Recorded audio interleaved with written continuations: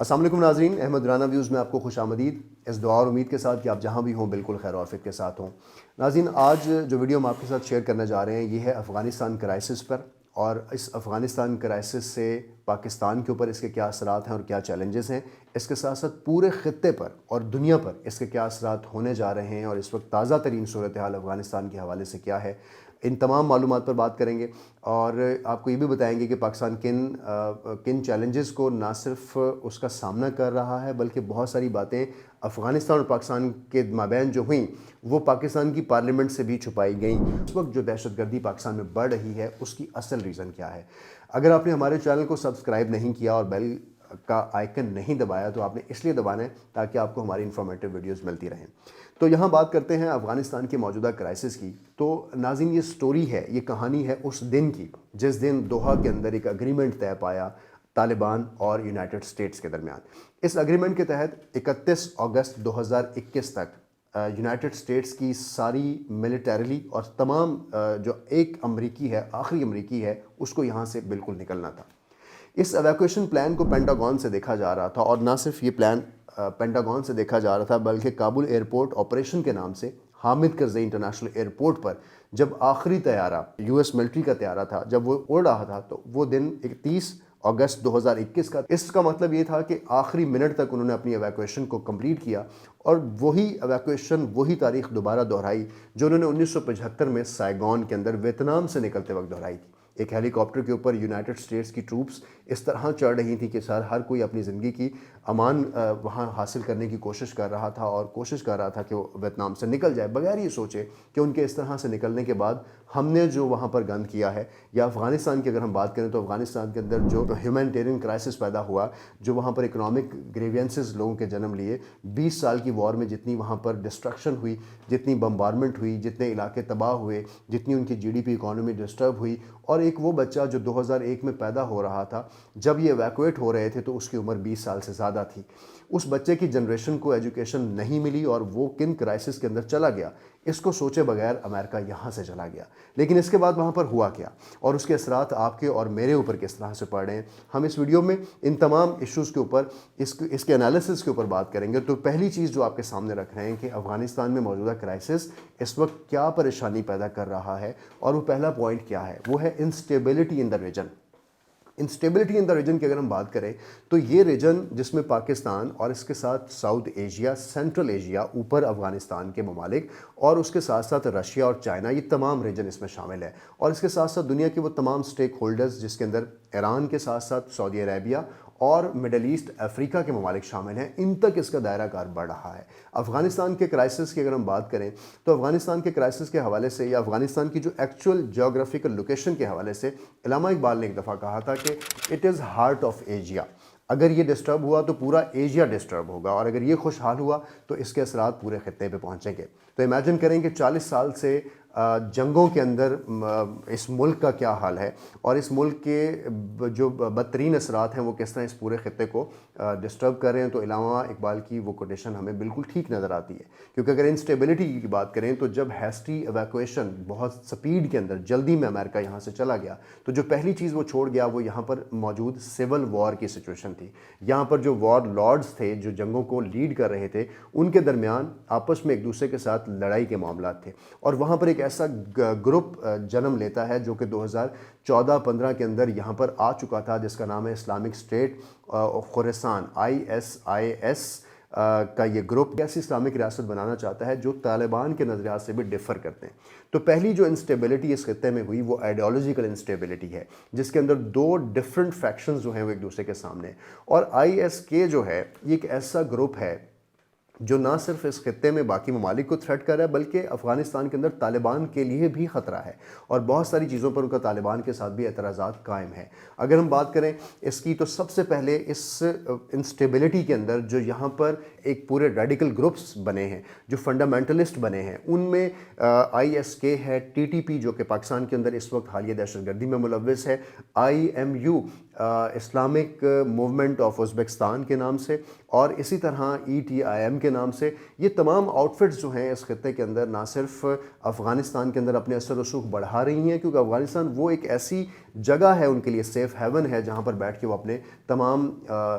نتائج بھی حاصل کر سکتی ہیں اور اپنے انٹرسٹ بھی پورے کر سکتی ہیں۔ بات کریں اگر ہم ISK اور TTP کی، تو یہ ڈائریکٹلی پاکستان کے لیے خطرہ ہے۔ ISK کی بات کریں تو پاکستان کے لیے خطرہ ہیں، ایران کے لیے خطرہ ہیں، رشیا کے لیے خطرہ ہے، اور سیریا اور عراق کے اندر ایران اور رشیا کے رول کی وجہ سے ISK اس وقت شدید مخالفت میں ہے کہ وہ رشیا کو نقصان پہنچانا چاہتے ہیں۔ ایران کے اندر شیعہ کے حوالے سے ان کے رجڈ نظریات ہیں۔ نہ صرف یہ بلکہ حال ہی میں کابل کے اندر رشین ایمبیسی کے اوپر جو حملہ کیا گیا وہ بھی اس ISK گروپ کی طرف سے کیا گیا۔ ان ISK گروپ کا جو نظریات ہیں وہ چائنا کے حوالے سے بھی رجڈ ہیں۔ نہ صرف چائنا، رشیا، پاکستان، اس پورے خطے کے ممالک میں جیسے ایران، بلکہ بھارت کے حوالے سے بھی ISK ایک نیا گروپ جو کہ ISH کے نام سے، اسلامک اسٹیٹ ہند کے نام سے بنایا ہے، جنہوں نے مسلم مائنورٹیز کو انڈیا میں کنسیڈر کیا اور ان کے خلاف ہونے والی جو بھی بات وہاں پر BJP یا انڈین گورنمنٹ کر رہی ہے وہ اس کے خلاف بھی اپنے نیفیریس ڈیزائنز رکھتے ہیں۔ ان تمام چیزوں کے ہوتے ہوئے ایک طرف ISK، ایک طرف طالبان اور ایک طرف پاکستان کے ڈپلومیٹک ریلیشنز ود طالبان، تو یہ خطہ بالکل سموتھ سیلنگ سے، یہ پورا افغانستان سموتھ سیلنگ سے اپنی گورنمنٹ کو رن نہیں کر رہا۔ طالبان کو جہاں بہت سے مسائل اکنامکلی ہیں، ڈپلومیٹکلی ہیں، انٹرنیشنل آئسولیشن کے ہیں، وہاں پر یہ بڑا مسئلہ ہے کہ ان کی جو ریٹ آف اسٹیٹ ہے یا جو ان کی پوری گرپ ہے آف دیٹ پرٹیکولر جغرافی، وہ اس وجہ سے کمپلیٹ نہیں ہو پا رہی۔ ISK کا ابھرنا،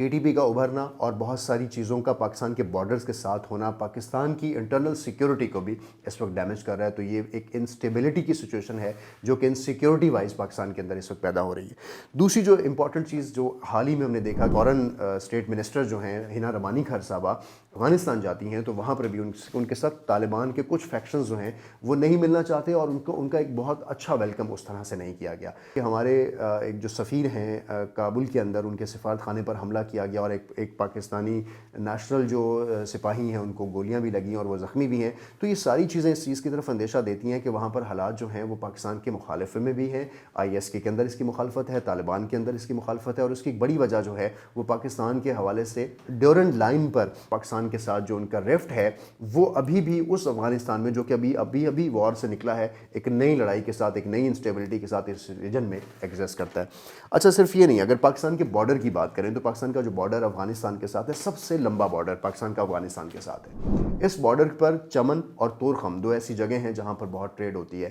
چمن کی بات کریں تو اس کا تعلق بلوچستان کے ساتھ ہے، اور بلوچستان کے پروونس قندھار جو کہ افغانستان کے اندر پروونس ہے، اس کے ساتھ چمن بارڈر کے تحت ہے، جہاں سے ہونے والی ٹریڈ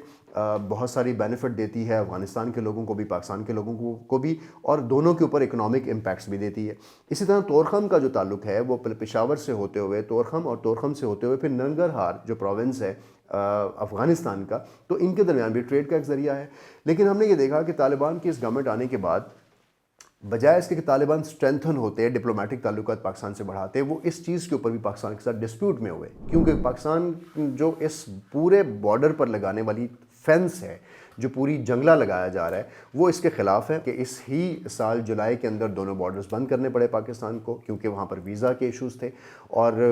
انلیگل مائیگرنٹس کے ایشوز تھے، ڈرگ ٹریفکنگ تھی، ہیومن ٹریفکنگ تھی۔ لیکن یہ بارڈر جیسے ہی بند کیے تو پھر جولائی کے بعد اکتوبر کے اندر دوبارہ ان کو ایک نیگوشیشن کے بعد اوپن کیا گیا، نومبر میں ایک دفعہ پھر بند کیے گئے۔ حال ہی میں چمن بارڈر پر ہونے والا جو اٹیک ہے جو کہ افغان فورسز کی طرف سے ہوا،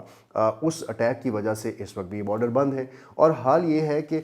نہ صرف بارڈر بند ہے بلکہ جب فلیگ میٹنگ کے لیے پاکستان ڈیلیگیشن وہاں جاتا ہے تو اس میٹنگ کو کینسل کر دیا جاتا ہے، کیونکہ وہ اس کو جرگے کے تحت حل کرنا چاہتے ہیں۔ تو کچھ ایسے درینہ مسائل ہیں جو ابھی بھی دو ایسے نیبرز جو کہ اسلامک کنٹریز بھی ہیں، درینہ دوست بھی رہے ہیں، ایک دوسرے کے حامی بھی رہے، اور طالبان کو اس وقت سپورٹ بھی کیا اس ساری سچویشن میں جب وہاں سے یونائٹڈ اسٹیٹس جا رہا تھا۔ تو انسٹیبلٹی کا تعلق صرف اور صرف جغرافیکل کانفلکٹس کے ساتھ نہیں ہے، بلکہ پولیٹیکل اور ڈپلومیٹک انسٹیبلٹی جو ہے وہ بھی بہت زیادہ ہمیں وہاں پر نظر آ رہی ہے، جس کی وجہ سے یہ خطہ جو ہے وہ اس وقت انسٹیبل ہے۔ انسٹیبلٹی میں ایک چیز اور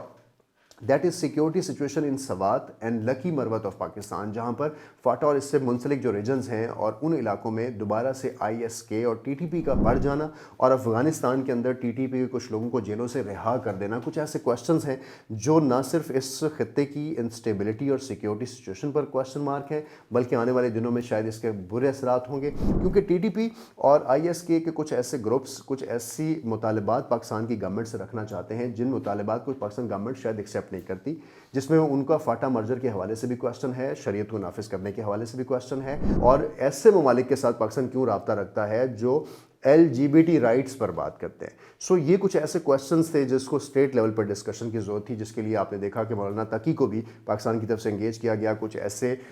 उलमा को इंगेज किया गया, कुछ ऐसे डेलीगेशंस बनाए गए जो तालिबान के साथ प्रो डिस्कशंस कर सकें और इस मामला को तय कर सकें। लेकिन उन चीज़ों के बाद जो मुआहदा हुआ फायरबंदी का, वो मुआहदा कायम नहीं रहा, और मुआहदा जैसे ही ख़त्म हुआ तो इस वक्त पाकिस्तान के अंदर एक वेव है इनसिक्योरिटी की जो हम देख रहे हैं। तो मैं आपसे एक रिपोर्ट शेयर करूंगा Pakistan institute of peace studies पिप्स की, जिसके मुताबिक पाकिस्तान के अंदर 51% दहशतगर्दी में इजाफा हुआ है। उन्होंने ये रिपोर्ट एक साल की मुरतब की है। 15 अगस्त 2021 से लेकर 14 अगस्त 2021 के दरमियान पाकिस्तान के अंदर और इसके इर्द गिर्द 250 अटैक्स हुए हैं, और इन 250 अटैक्स में 433 जो लोग हैं उनकी शहादत हुई है पाकिस्तान की साइड से, 719 लोग इंजर्ड हैं, और ये इजाफा उस फिगर में है जिसमें पाकिस्तान ऑलरेडी 80,000 जानें इस 20 साला जंग में गंवा चुका है, और इसके साथ साथ पाकिस्तान अपना नुकसान जो है वो $150 बिलियन से ज़्यादा कर चुका है। तो सवाल यहाँ पर यह भी है कि ये इंस्टेबिलिटी ही नहीं है,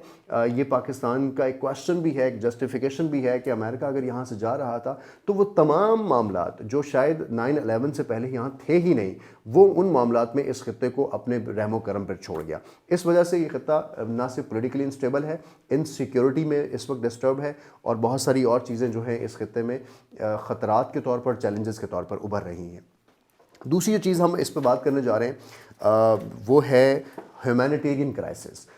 ह्यूमैनिटेरियन क्राइसिस, इंसानी बहरान जो इस वक्त अफ़गानिस्तान में जन्म ले रहा है, ये भी पाकिस्तान के लिए एक मैटर ऑफ कंसर्न है। पहला मैटर ऑफ कंसर्न पाकिस्तान का ये है कि जो बहुत सारे रेफ्यूजीज़ हैं, 1.4 मिलियन, तकरीबन 14 लाख लोग पाकिस्तान के अंदर रजिस्टर्ड अफ़गान नेशनल्स हैं, जिनको पाकिस्तान ने ना सिर्फ एक्सेप्ट किया, एब्जॉर्ब किया है, और इतनी बड़ी तादाद में माइग्रेंट्स को लेना और उनको पाकिस्तान में अकोमोडेट करना, दुनिया को इसको अप्रिशिएट करना चाहिए। और उसके बाद जो एथनिसिटी यहाँ क्रिएट हुई और जो बाकी मसाइल पैदा हुए, उसको एब्जॉर्ब करना, उनको अकोमोडेट करना, उनको भाई बनाना, उनको कारोबार देना कराची और पाकिस्तान के बाकी इलाकों में,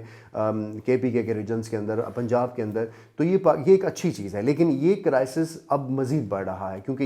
ये वो क्राइसिस जन्म लेता है जिसमें एक रियासत जो ऑलरेडी इकनॉमिक सिचुएशन का शिकार है, वो ऐसे लोगों को किस तरह से अकोमोडेट करे। तो यहाँ पर मैं आपको बताऊं कि तकरीबन 7,70,000 अनरजिस्टर्ड ऑफिशियल फिगर के मुताबिक अफ़गान नेशनल्स हैं, जिनको पाकिस्तान इसलिए रजिस्टर्ड नहीं कर रहा क्योंकि ये अनऑफिशियल हैं। जो रजिस्टर्ड है वो 1.4 हैं। कुछ ऐसे लोग हैं जो स्मगलिंग, ह्यूमन ट्रैफिकिंग और इलीगली बॉर्डर क्रॉस करके पाकिस्तान के अंदर मौजूद हैं। तो कमो बेश ये फिगर 3 से 4 मिलियन बताया जाता है, यानी तकरीबन ये लोग 40 लाख के नज़दीक अफ़गान मुहाजिरीन पाकिस्तान के अंदर मौजूद है। जो टोटल अफ़गानिस्तान की पॉपुलेशन है वो तकरीबन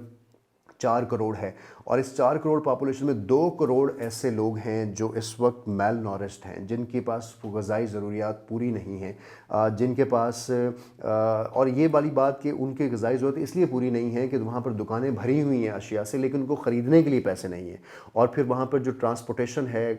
एक्सपोर्ट हो रही है, इम्पोर्ट हो रही थी, वहाँ की जो प्रोडक्ट्स लोग यूज़ करते हैं, उनकी लॉजिस्टिक्स के इश्यूज़ जो वहाँ पैदा हुए, इस वजह से वहाँ पर हंगर, ग़िज़ाई किल्लत और भूख का जो सामना है वहाँ पे लोग कर रहे हैं। ना सिर्फ ये, बल्कि वहाँ पर वाटर का मसला है, शेल्टर का मसला है। बहुत सारी इंटरनेशनल WHO ह्यूमैनिटेरियन ऑर्गेनाइजेशंस ने उसके ऊपर लिखा है, उसके ऊपर बात की है, लेकिन वहाँ पर फंडिंग ना करने की इजाज़त उनको जो मिल रही है, नहीं मिल रही कि वहाँ पर वो फंड करें, उन लोगों को जाके रिहेबिलिटेट करें, क्योंकि अमेरिका और बाकी लोगों ने इस पर बहुत सी सैंक्शंस लगाई हुई हैं, जिस वजह से ह्यूमैनिटेरियन क्राइसिस मज़ीद बढ़ रहा है। ख़वातीन के हवाले से वहाँ पर उन पर बहुत सी पाबंदियाँ हैं, शरीयत का निज़ाम नाफिज किया جاتا ہے طالبان کی جانب سے، جو کہ انٹائرلی ان کا انٹرنل مسئلہ ہے جس پر یورپ کو بالکل نہیں بات کرنی چاہیے۔ اگر بچوں کی بات کریں تو تقریباً 5 ملین بچے ایسے ہیں جو میل نورسڈ ہیں، جن کو غذائی ضروریات پوری نہیں ہیں، ویکسینیشنز کے ایشوز ہیں، اور ان کے جو ابتدائی معاملات ہیں ان میں وہ بچے بہت پریشانی کا شکار ہیں۔ ان سارے ایشوز کے ساتھ ساتھ وہاں پر جو تیسرا بڑا ایشو ہے وہ اکنامک ایشو ہے۔ اکنامک ایشو میں وہاں ان کے جو ٹوٹل اکنامک ریزروز ہیں وہ دنیا نے اس وقت سیز کیے ہوئے ہیں۔ دنیا سے مراد یونائٹڈ اسٹیٹس نے سیز کیے ہوئے ہیں۔ ٹوٹل $9 بلین کی جو رقم ہے، جس میں تقریباً $7 بلین ٹوٹل افغانستان ریاست کی ہے، اور جس میں کچھ اور پیسے جو ہیں وہاں کے لوکل اور پرائیویٹ بزنس مین کے ہیں جو کہ تقریباً $1 بلین کے قریب بنتے ہیں۔ یہ ساری وہ رقم ہے جو اس لیے جاری نہیں کی جا رہی کہ افغانستان سے ایک ہی مطالبہ بار بار کیا جا رہا ہے کہ آپ انٹرنیشنل کمٹمنٹس جو آپ نے دوحہ اگریمنٹس میں کی تھی ان کو پورا کریں، اور انٹرنیشنل کمٹمنٹس کے اندر ایک ہی بات بار بار دہرائی جا رہی ہے کہ فنڈامنٹل رائٹس دیے جائیں، خواتین کو رائٹس دیے جائیں، ویمن کو رائٹس دیے جائیں، بچیوں کو اسکول جانے کی اجازت دی جائے، اور اس کے ساتھ ساتھ اپنی سوائل کو، جو کہ پاکستان کا بھی مطالبہ ہے کہ اپنی جگہ کو، اپنی زمین کو کسی بھی دوسرے کے خلاف استعمال نہ ہونے دیا جائے۔ انڈائریکٹلی یہ بات کہی جا رہی ہے کہ ISK اور جو باقی گروپس ہیں ان کے خلاف نہ صرف کارروائیاں کی جائیں بلکہ وہاں پر بڑھنے والی کسی بھی دہشت گردی کو انٹرنیشنل کمٹمنٹ کے ساتھ روکا جائے۔ لاسٹ چیز جو وہاں پر بہت بڑی ہے جس سے ایک اور یہ سارا کرائسس جنم لے رہا ہے، وہ ہے political and diplomatic setbacks. Politically اور ڈپلومیٹکلی افغانستان ایک انٹرنیشنل آئسولیشن کو فیل کر رہا ہے کیونکہ دنیا اس کو ایکسیپٹ نہیں کر رہی، اور OIC میں ہونے والا حالیہ جو اجلاس تھا جس کے اندر تمام فارن منسٹرز کو پاکستان میں مدعو کیا گیا تھا، اور اس اجلاس میں افغانستان نے بائیکاٹ اس لیے کیا تھا کہ دنیا اگر ہمیں ایکسیپٹ نہ کرے، لیکن OIC کے 57 ملکوں کو تو یہ چاہیے کہ وہ مسلم ملک ہوتے وقت افغانستان کو ایکسیپٹ کریں۔ اس بائیکاٹ کی وجوہات کیا ہیں، اور اس کے پیچھے امریکہ، یورپی یونین کا وہ پریشر ہے، جس پر وہ سینکشنز ہیں جس سے دنیا ڈرتے ہوئے اس طرف نہیں جا رہی۔ ایون رشیا اور چائنا بھی انٹرنیشنل کمٹمنٹس کی بات کریں کیونکہ ان کو ان گروپ سے جو اختلافات ہیں اور افغانستان کی سوائل جو ہے ان کے خلاف استعمال دوبارہ نہ ہو، رشیا سے بدلہ لینے کا جو ISK کا نیریٹو ہے اس کو طالبان رجیم کس طرح سے کاؤنٹر کر رہا ہے، تو اس لیے تمام بڑے پلیئرز رشیا، چائنا، امریکہ، یہ سارے یہ چاہتے ہیں کہ اس وقت انٹرنیشنل کمٹمنٹس طالبان کی طرف سے پوری کی جائے، اور طالبان کو بھی شاید یہ بات سمجھ آ چکی ہے کہ یہ وہ دور نہیں ہے جب یہ جنگ شروع ہوئی تھی۔ یہ دور وہ ہے جس کے اندر دنیا گلوبلائزڈ ہو چکی ہے، بہت سارے کنیکشنز دنیا کے آپس میں، بہت سارے سٹیکس دنیا کے بہت سے ملکوں کے آپس میں اور طرح سے جڑے ہیں جن کو ان کو مانیٹر کرنا ہوگا، جن کو ان کو دیکھنا ہوگا، انٹرنیشنل کمٹمنٹس دیکھنی ہوں گی، ورنہ وہ اسی طرح کی ڈپلومیٹک اور انٹرنیشنل آئسولیشن کو فیس کرتے رہیں گے۔ ایک اور چیز، پاکستان نے ہمیشہ اس ڈپلومیٹک ڈائلاگ کو بڑھانے کے لیے اور افغانستان کو ریکگنائز کروانے کے لیے ایفرٹس کیے ہیں، اپنے گڈ آفیسز ہمیشہ آفر کیے ہیں، اپنے ڈپلومیٹک آفیسز ہمیشہ آفر کیے ہیں، دنیا سے یہ ریکویسٹ کی ہے کہ اگر آپ اس کو ایکسیپٹ نہیں کریں گے تو اس کی اکنامک ٹریڈ بحال نہیں ہوگی، ایڈ بحال نہیں ہوگی، لوگ امپلائڈ نہیں ہوں گے، خطہ انسٹیبل ہوگا، اور پھر یہ وہ چھوٹے چھوٹے گروپس جو یہاں پر بن رہے ہیں اس کی وجہ سے یہاں پر مزید پریشانی جو ہے وہ آنے والے دنوں میں دیکھی جا سکتی ہے۔ انٹرنیشنل آئسولیشنز جو ہے نہ صرف اس وقت اس ڈپلومیٹک سیٹ بیک کی وجہ ہے جس کے پیچھے ساری وجوہات ہیں، کیونکہ امریکہ جب یہاں سے نکل رہا تھا، نکلنے کے بعد ان تمام موضوعات پر، ان تمام معاملات پر جن پر ہم نے بات کی ہے، اگر وہ اس کو ایڈریس کر لیتا تو شاید پاکستان بھی بہت سارے مسائل کا شکار نہ ہوتا جو کہ اب اس کی وجہ سے ہونا شروع ہو چکا ہے، یہ خطہ بھی محفوظ ہوتا، لیکن آنے والے دنوں میں شاید یہ لگتا ہے کہ ایک دفعہ افغانستان کی سرزمین دوبارہ سے کسی نئے کرائسس کی طرف بڑھ رہی ہے، دوبارہ سے دنیا کسی نئے پلان، نئے ورلڈ آرڈر کا حصہ ہوگی۔ ہماری کوشش تھی کہ اس وقت افغانستان کی جو صورتحال ہے، لیٹسٹ صورتحال ہے، اور اس کے جو اثرات ہیں اس خطے پر، پاکستان پر، دنیا پر کیا پڑنے والے ہیں، وہ آپ سے شیئر کیا جائے۔ آپ نے اپنا رکھنا بہت سا خیال اور دیکھتے رہنا AR ویوز۔